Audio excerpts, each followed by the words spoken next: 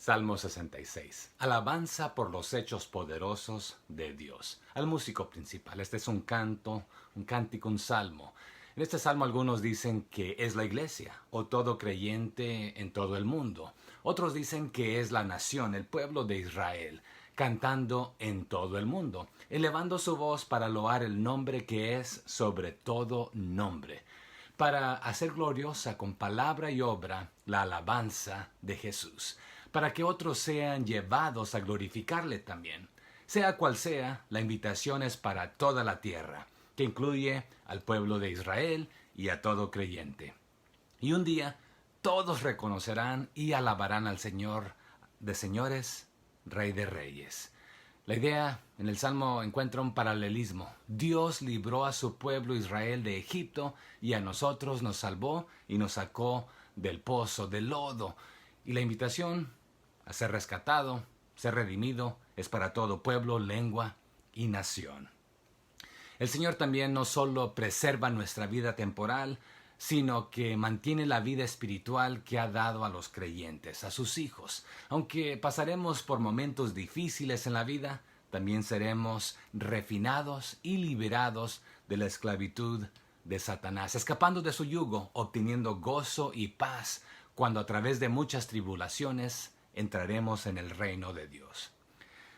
Si realmente tenemos este respeto y temor, si tememos a Dios, debemos declarar lo que Él hizo por nuestra alma y cómo Él ha oído y respondido a nuestras oraciones. Y debemos invitar a los demás a unirse a nosotros en oración y en alabanza. Esto resultará en nuestro mutuo consuelo para la gloria de Dios. Esto será posible si amamos más a Dios que al pecado. Cuando oramos con sencillez y verdadero arrepentimiento, nuestras oraciones son oídas y contestadas. Esto produce gratitud a Dios cuando Él escucha nuestra oración y nos extiende su misericordia. Es necesario entender que no es nuestra oración lo que consigue la liberación, o sea, nuestras palabras, sino la misericordia y el perdón de Dios. Este es el fundamento de nuestra esperanza, la fuente de nuestro consuelo, y debe ser el tema de nuestra alabanza. Otros dicen que este salmo es una súplica colectiva dividida en 3 coros o partes, alabando a Dios por lo que Él ha hecho y hace. Primero se alaba a Dios por sus maravillas en toda la tierra, versos 1 al 4. Después por sus actos en su propio pueblo, Israel, versos 5 al 12. Y finalmente en la vida del salmista, versos 13 al 20. Vemos una sinergia entre el individuo como parte de la congregación y de la nación. El salmista aquí. Como individuos hermanos debemos hacer lo mejor, guiando a nuestras familias a amar a Dios sobre todo. De la misma manera, la congregación es compuesta por familias e individuos que juntos alabamos al Señor. El adorador viene al templo o va al templo. El templo es un edificio, la iglesia es la gente, los hermanos, los creyentes, pero el adorador va y se une a otros en comunidad para adorar a Dios. Así el salmista participa en la alabanza comunitaria y en este contexto presenta su sacrificio y su alabanza individual. Recordemos que adorar y alabar a Dios no es simplemente con nuestra boca o nuestro canto, aunque es parte, pero la mayor parte es un estilo de vida vivido. Este hecho nos enseña la importancia de la adoración tanto comunitaria como individual, colectivamente e individualmente. La experiencia individual de adoración pertenece al contexto de adoración comunitaria. Las dos se complementan, son complementarias. El desarrollo de una vida espiritual sana de cada individuo no puede desconectarse de la comunidad adoradora. Y viceversa, la adoración comunitaria necesita a los individuos que también amen y adoren a Dios en su vida personal. También este salmo nos ayuda a ver la importancia de combinar la adoración a Dios por quien es, con la alabanza y acción de gracias por lo que Él hace y ha hecho en el pasado, y lo que hará también. La adoración se concentra en las personas de Dios, quien es su grandeza, su santidad y su amor. Él es el centro de la adoración, no nosotros. Pero si se desconecta de la acción de gracias puede volverse en un ritualismo estéril, un Dios distante y lejos de los seres humanos de su creación. Por otro lado, si el culto incluye solo acción de gracias por lo que Él nos ha dado, podemos caer en el peligro de centrarnos demasiado en nosotros mismos o aún en la iglesia, o sea, convirtiéndonos en el centro nosotros y el peligro de que lo que nos da también sea el centro. La acción de gracias debe darse en el contexto teológico que se extiende más allá de los asuntos personales. Los salmos nos presentan una combinación sana de la adoración a un Dios glorioso, todopoderoso, Señor de todo el universo, con la alabanza y acción de gracias por los grandes hechos que ha hecho y que hace en esta vida. Nosotros como individuales y como comunidad podemos alabarle. El Salmo se divide naturalmente en dos porciones. Versos 1 al 12 la llamaremos alabanza mundial. La segunda parte, versos 13 al 20, la llamaremos alabanza individual. La primera sección de la alabanza mundial la subdividiremos en tres partes y la segunda sección de la alabanza individual será subdividida en dos partes. En total, 5. Alabanza mundial del 1 al 12. La primera parte de esto, o punto A, que toda la tierra glorifique a Dios, versos 1 al 4. B, los actos de Dios en su pueblo, versos 5 al 7. Y C, liberación de una prueba, versos 8 al 12. La segunda parte, alabanza individual, versos 13 al 20. La primera parte de esto, A, sacrificios de acción de gracias, versos 13 al 15. Y testimonio de oración contestada, versos 16 al 20. Pero demos un vistazo a vuelo de pájaro antes de ir verso por verso.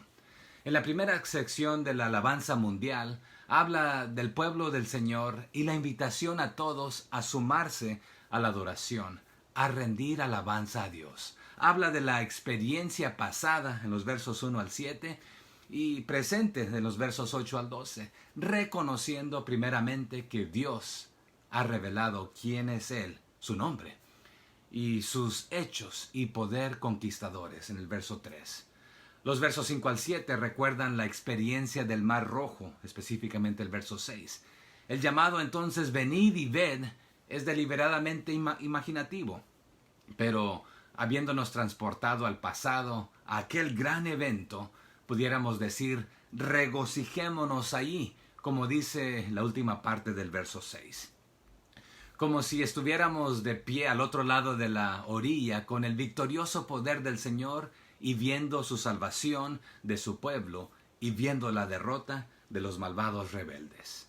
Éxodo 14, 30 al 31 nos recuerda, resumiendo este acontecimiento. Así salvó Jehová aquel día a Israel de mano de los egipcios. E Israel vio a los egipcios muertos a la orilla del mar. Y vio Israel aquel grande hecho que Jehová ejecutó contra los egipcios. Y el pueblo temió a Jehová. Y creyeron a Jehová y a su siervo Moisés. Los versos 8 al 12 nos recuerdan que aquel mismo Dios que hizo aquellas hazañas puede hacer en la vida de Israel y en la vida de nosotros esto y mucho más. En la segunda parte de los versos 13 al 20, en la alabanza individual, veremos al adorador individualmente comprometiéndose a Dios, haciendo pacto con Dios, no comprobando que Él merece esto y que está comprando también a Dios o manipulando a Dios en este aspecto, sino que cumpliendo su parte de su promesa, de su pacto para con Dios, rindiéndole culto en adoración, sacrificio, ofrenda, etc. Estaremos viendo esto más detalladamente. Y tampoco está comprando el favor futuro de Dios. Así que en este salmo veremos una serie de imperativos también que nos indicarán qué hacer. Por ejemplo, dice, aclamad, cantad, decid, venid, ved, bendecid. Y repetirá, venid. También veremos que nos dirá cómo debemos hacerlo. En el caso del verso 1 nos dice aclamad. ¿Cómo? Nos dirá con alegría. También nos dirá para quién es la instrucción. ¿Para quién? De acuerdo con el verso 1, toda la tierra o toda la gente, toda la creación. También dirá lo que deben y debemos decir. Pero bueno, arranquemos con la primera parte. Vamos a ver la sección 1, alabanza mundial. Y veamos el punto A bajo esto. Que toda la tierra glorifique a Dios. Versos 1 al 4. Verso 1. Aclamad a Dios con alegría toda la tierra. Aquí aclamad equivale a aplaudir con ruido gozoso, grito de júbilo, alzar la voz, tocar una trompeta a todo pulmón para que todos escuchen y actúen. Es un llamado a acción y nos dará el motivo. El salmista invita a todos los hombres, y mujeres, y niños, y jóvenes, y todo lo que respire, a unirse en alabanza victoriosa. Enseguida citará ocasiones notables y celebrará la gran misericordia de Dios, las cuales les y nos ayudan a adorar y celebrar a Dios. En esta sección veremos y oiremos el clamor de alegría de la congregación, mientras que en la segunda sección de los versos 13 al 20 veremos la alabanza por medio del testimonio personal del individuo. Aquí tierra en este verso 1 o mundo abarca todo, o sea que se refiere al globo terráqueo, a todo lo creado, pero más específicamente lo que respira, a todo ser viviente. Todos los habitantes de la tierra son invitados a unir sus voces para proclamar la gloria y el poder de Dios con alegría, para que se escuche en toda la tierra. El mismo salmista ya lo ha dicho y lo dirá. El Salmo 96 del 1 al 4 dice, y está basado, por cierto, en Primera de Crónicas 16, 23 al 33 este salmo. Cantad a Jehová cántico nuevo, cantad a Jehová toda la tierra, cantad a Jehová, bendecid su nombre, anunciad de día en día su salvación, proclamad entre las naciones su gloria, en todos los pueblos sus maravillas, porque grande es Jehová y digno de suprema alabanza, temible sobre todos los dioses. También el salmista en el 98, 4 al 6 dice, cantad alegres a Jehová toda la tierra, levantad la voz y aplaudid y cantad salmos a Jehová con arpa y voz de cántico, aclamad con trompetas y sonidos de bocina, delante del Rey Jehová. Y el salmista también en el Salmo 101 dice, cantad alegres habitantes de toda la tierra. Y en el Salmo 117, 1 al 2 dice, alabad a Jehová naciones todas, pueblos todos, alabadle, porque se ha engrandecido sobre nosotros su misericordia, y la fidelidad de Jehová es para siempre. Aleluya. Así que la invitación es que toda la tierra glorifique a Dios. Los que aman a Dios, los que amamos a Dios, queremos que toda la tierra también glorifique a Dios. Aquí podemos ver un énfasis misionero, que se conozca el nombre de Jehová por toda la tierra y lo alaben también. Así que comienza con nuestras personas en casa, en el templo, en el trabajo, en nuestra comunidad, en nuestro estado, en nuestra nación y en campos foráneos. Algo de nuestra visión por ahí va. Verso 2. Cantad la gloria de su nombre. Poned gloria en su alabanza. En la mayoría de los salmos se nos anima enfáticamente a adorar y alabar a Dios, el nombre de Jehová. Aclamad, cantad, decid, venid, ved, bendecid. ¿Cómo? Con alegría. ¿A quién? A su nombre. El salmista nos dijo en el Salmo 29, 2, dad a Jehová la gloria debida a su nombre. Adorad a Jehová en la hermosura de su santidad. Gloria en su alabanza, sea su alabanza tal que le glorifique o que sea honrosa para él. Poned gloria, esto es atribuirle. Poned gloria expresa el propósito de la alabanza. Dirigimos nuestra alabanza a Dios. Le damos gloria en la alabanza. Verso 3. Decid a Dios, cuán asombrosas son tus obras. Por la grandeza de tu poder se someterán a ti tus enemigos. La alabanza se hace y se atribuye por lo que Dios ha hecho y se dirige a Él. Así que Él ha hecho grandes cosas. La grandeza de su poder desmentirá a sus enemigos también. Un ejemplo de tal alabanza dice, cuán asombrosas, terribles, grandes son tus obras. No podemos someter a Dios simplemente por temor, ¿podemos?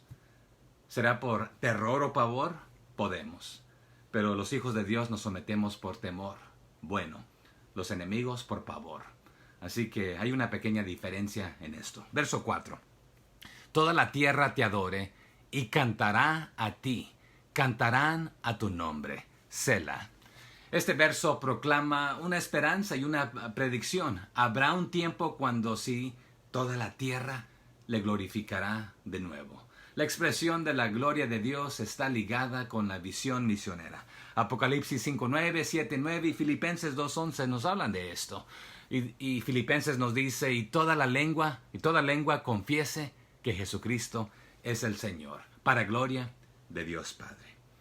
Así que en la alabanza mundial, el primer paso es que toda la tierra glorifique a Dios. Versos 1 al 4.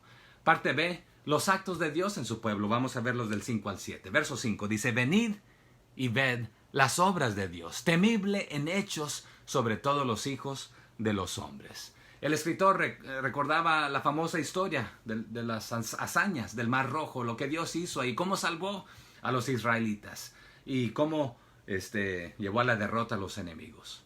Como iglesia, estamos invitando a otros a venir y ver las terribles obras del Señor. Aquí terribles equivale a grandes, hazañas u obras incomparables. Las obras terribles o grandes, ilustradas en la historia de Éxodo, capítulo 14, verso 1, donde el Señor dividió el mar en dos y el pueblo pasó en tierra seca y los rebeldes fueron consumidos. Así que este Dios que debe recibir la gloria en todo el mundo no está lejos de los adoradores en el templo, pues ha hecho cosas maravillosas en el pasado y las puede hacer el día de hoy en el presente. Venid y ved y esta es la invitación para todos, en la iglesia, en nuestra vida, en la comunidad, donde quiera que andemos. El Dios que hizo aquello lo puede hacer aquí también. El verso 16 también vamos a ver que no solamente es venir y ver, sino también oír más tarde. En Juan 1:46, Felipe invita a Natanael y le dice, ven y ve con tus propios ojos. La mujer samaritana invita a todo el pueblo a venir y ver a Jesús. En Juan 4:29 les dice, venid, ved a un hombre que me ha dicho todo cuanto ha hecho. ¿No será este el Cristo? Verso 6. Volvió el mar en seco, por el río pasaron a pie. Allí nos alegramos. Aquí el salmista recuerda la misericordia de Dios al guiar a su pueblo al salir de Egipto. Este verso prueba a resumir el milagro de ya que hablamos allá de Éxodo, ¿verdad? También potencialmente habla del río Jordán con Josué. Pero el lenguaje aquí que se refiere a Éxodo es una narración normativa, se le nombra, que aquello que el Señor hizo se usa para decir, ahí fueron sus hazañas vistas, su poder, su mano. Hoy en día podemos ver lo mismo. Verso 7. Él señorea con su poder para siempre. Sus ojos atalayan sobre las naciones. Los rebeldes no serán enaltecidos. Selah. Los grandes hechos de Dios significaban la salvación de los israelitas. A la vez significó el juicio sobre los egipcios. Esto en sí demuestra que Dios se enseñorea sobre todas las naciones y sigue siendo rey y salva. Y es el mismo, aquel que hizo eso, es el que puede hacer hoy, el día de hoy. Atalayan aquí, vigila con la conducta de ellos. Él ve y sabe, y un día a los rebeldes no quedarán impunes, Él les dará su merecido. Así que en esta sección, la alabanza mundial. Parte A fue que toda la tierra glorifique a Dios. Parte B, vimos los actos de Dios en su pueblo, versos 5 al 7. Y parte C, veremos la liberación de una prueba, versos 8 al 12. Así que verso 8. Bendecid, pueblos, a nuestro Dios, y haced oír la voz de su alabanza. Similar al verso 2. ¿Qué debemos hacer cuando Él hace milagros y nos libera de una situación difícil? Bendecirle, alabarle. Bendecir a Dios es darle gloria. Se debe hacer audiblemente para que otros escuchen y también alaben. Una manera de bendecir a Dios es hacer que se escuche su alabanza. no nos debería dar pena testificar en la congregación, en la calle, en el trabajo, ni en Facebook. Verso 9. Él es quien preservó la vida a nuestra alma y no permitió que nuestros pies resbalasen. En los versos 9 al 12 se habla de una gran prueba, pero no se dan detalles suficientes para conocer el contexto histórico. De hecho, Dios salvó a Israel en medio de muchas pruebas y situaciones. Puede referirse a varias o a todas o algunas situaciones selectas mencionadas ya, como el Mar Rojo y el río. Pero Dios está decidido a hacerle bien a su pueblo. Siempre preservó su pueblo un remanente, siendo Él la roca y el fundamento para mantenerlos al salvo. Verso 10. Porque tú nos probaste, oh Dios, nos enseñaste cómo se afina la plata. Nos ensayaste. ¿Qué significa esto? Vamos a hablar de ello. Pero el salmista reconoce que Dios permite pruebas, de acuerdo al verso 10. Pero esto es para purificarlos. Habla del fuego, del agua, del oro, cómo es refinado. Y ensayaste es esto, refinaste, nos pasaste por la prueba, el fuego. De la misma manera en que el fuego refina la plata en el proceso de fundición, las pruebas refinan nuestro carácter. Nos proporcionan una sabiduría nueva y mucho más profunda para nuestra vida, ayudándonos a discernir la verdad de la falsedad. Y nos capacita con la disciplina necesaria para llevar a cabo lo que sabemos que es bueno, sacando lo malo de nosotros. De pruebas duras Dios les había traído a un lugar seguro, de acuerdo a Isaías 43:2. Dice, cuando pases por las aguas, yo estaré contigo. Y si pasas por los ríos, no te anegarán. Cuando pases por el fuego, ¿qué sucederá? No te quemarás, ni las llamas arderán en ti. Las pruebas que Dios permite purifican a sus fieles, como el fuego elimina otra vez las impurezas de los metales preciosos, sacando lo malo de nosotros.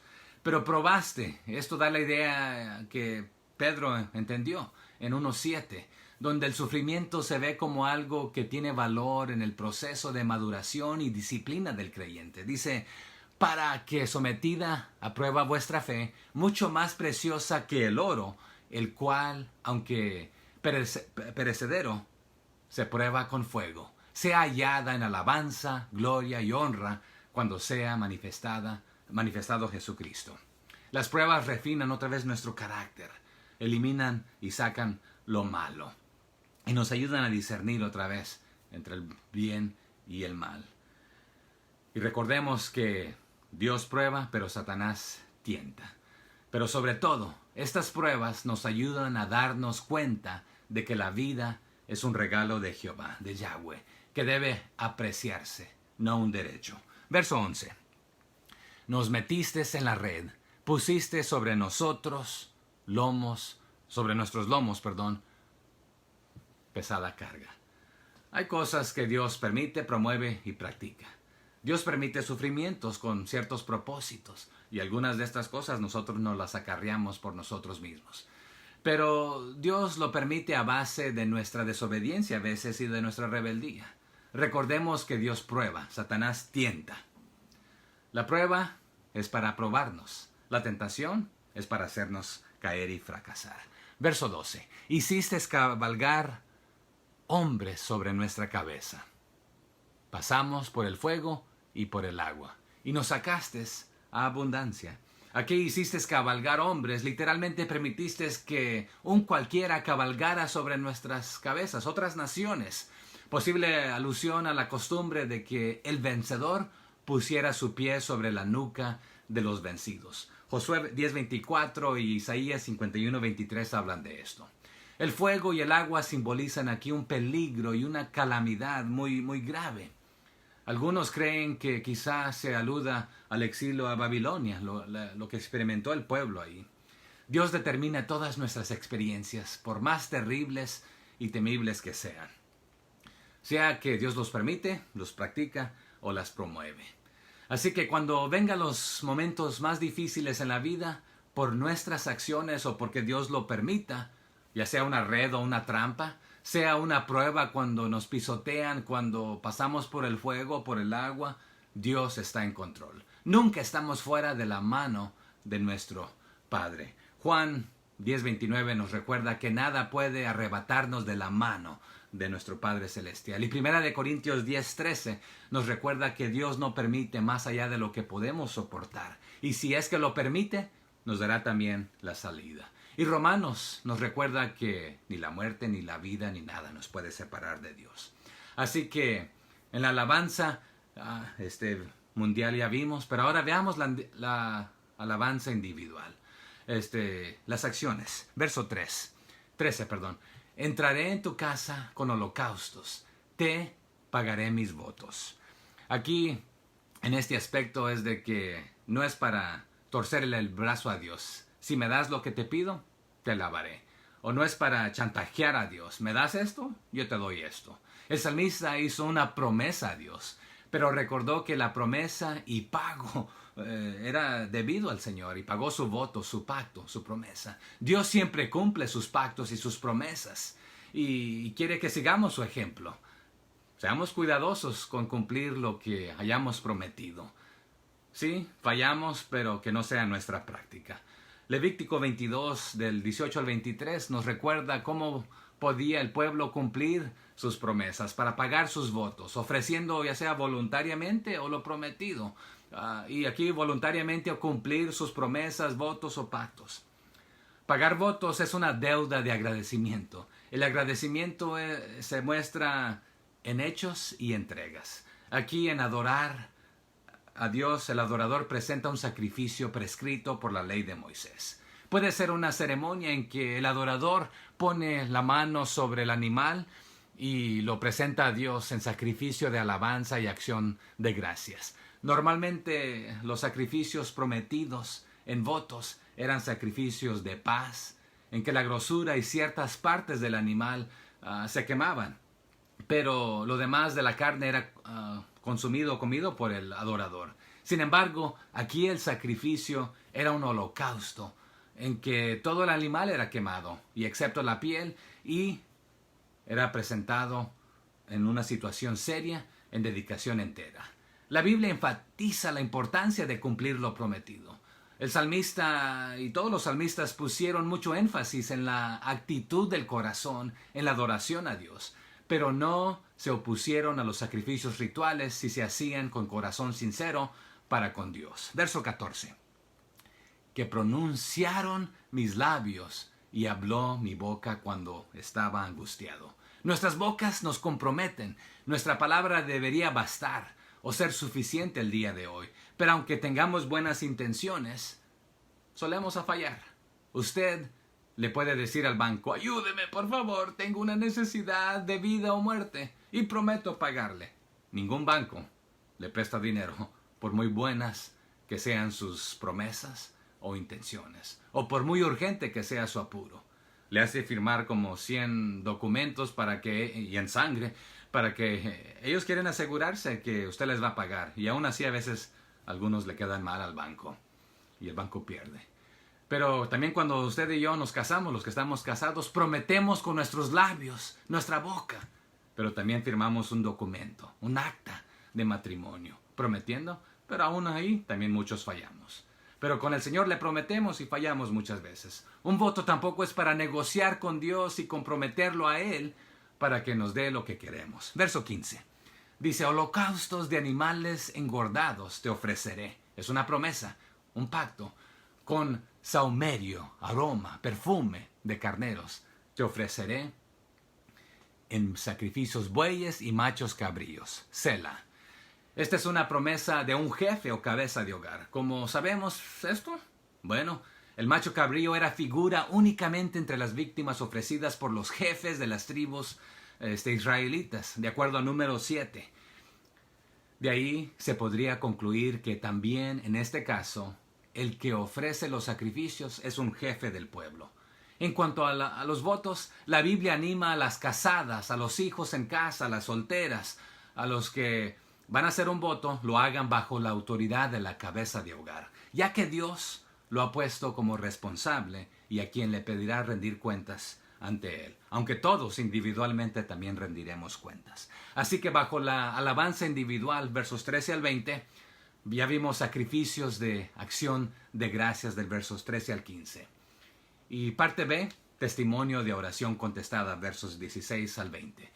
16 dice, venid, oíd todos los que teméis a Dios, y contaré lo que Él le ha hecho a mi alma. La invitación del salmista une sus actos públicos de agradecimiento e invita a oír a los que temen a Dios. Los verdaderos adoradores, de acuerdo al Salmo 60, verso 4 y el Salmo 61, verso 5. El salmista afirma su sinceridad por cuanto Dios nunca oirá a los hipócritas, como Él lo había escuchado a Él. Ahora invita a otros a escuchar su testimonio saliendo de su boca y lengua y a sus oídos. Ahora el salmista da testimonio de la obra de Dios en su vida. El venid, oíd, aquí compara uno al venir y ver, y es un paralelo al verso 2 anteriormente. El testimonio de lo que Dios hace en la vida ayuda a los otros adoradores. El salmista da testimonio de su oración, aquí en el verso 16, y de la respuesta de Dios que veremos más tarde. Es necesario expresar tanto la oración como la alabanza. Verso 17. A Él clamé y con mi boca, y fue exaltado con mi lengua. Es necesario expresar tanto la oración como la alabanza. Así como la boca nos compromete, también usémosla para darle el crédito a quien lo merece. Verso 18. Si en mi corazón hubiese yo mirado a la iniquidad, el Señor no me hubiera escuchado.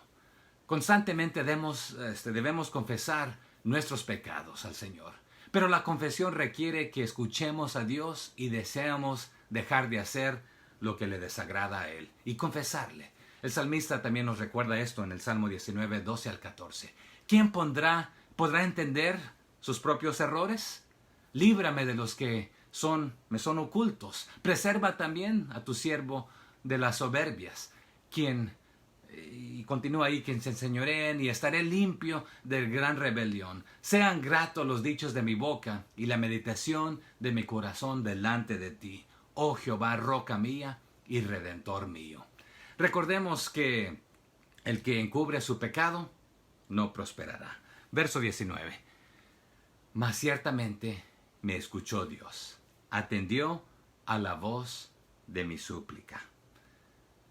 Cuando existe tal obstáculo de pecado no confesado, todo creyente puede exclamar, de veras, Dios me ha escuchado. Verso 20. Bendito sea Dios, que no echó de sí mi oración, ni de mí su misericordia. La conclusión es una linda explicación del amor de Dios que comparte con el creyente en la comunión con Él. Nótese otro paralelo aquí entre el bendito aquí y bendecida a Él en el verso 8 que vimos ahí anteriormente. Así que Dios bendice al que llega a Él en confianza y oración. ¡Qué confianza la del salmista! Saber que Dios no rechaza su oración y no le niega su misericordia. Lo que el Señor hizo históricamente para su pueblo es la base de una invitación a todo el mundo, de los versos 1 al 7. El mundo es convocado como si fuera a observar lo que el Señor hizo allá en el Mar Rojo y en el río y en todo el tiempo, y ahora a ver lo que Él puede hacer el día de hoy, tal y como lo hizo con los rebeldes de allá del 5 al 7, también lo puede hacer el día de hoy. Así que, de acuerdo a 2 de Corintios 5, 18 y 19, hay otros ejemplos ahí que pudiéramos ver. Pero los tratos del Señor con su pueblo y su iglesia en el presente han de ser entendidos a la luz de lo que hizo en el pasado. Sea cual sea la prueba, se habían pasado por el mar, por el río, por pruebas, dificultades, por el fuego. Hoy en día, el pasar por nuestros sufrimientos, que sea de manera que se conviertan en oportunidad de testificar y alabar y que otros escuchen. Que escuchen nuestra oración y nuestra petición, pero también escuchen nuestra alabanza, alabando, aún al pasar por momentos difíciles y las purificaciones y las pruebas y las tentaciones. Que Él sea alabado y glorificado en la congregación e individualmente por su fidelidad. No cabe duda que el Señor realiza sus grandes maravillas predeterminadas a través de las oraciones de su pueblo. Así que colectivamente e individualmente alabemos al Señor por sus maravillas en el pasado, las presentes y lo que Él hará. Él cumplirá lo que Él prometió. También nosotros cumplamos en respuesta a sus acciones lo que prometemos. Que nuestras acciones sean las de alabar su nombre, testificando de su grandeza y de su poder y sus maravillas, cantando y hablando de su misericordia al Él cumplir sus pactos, el Dios de pacto. Que el Señor le bendiga.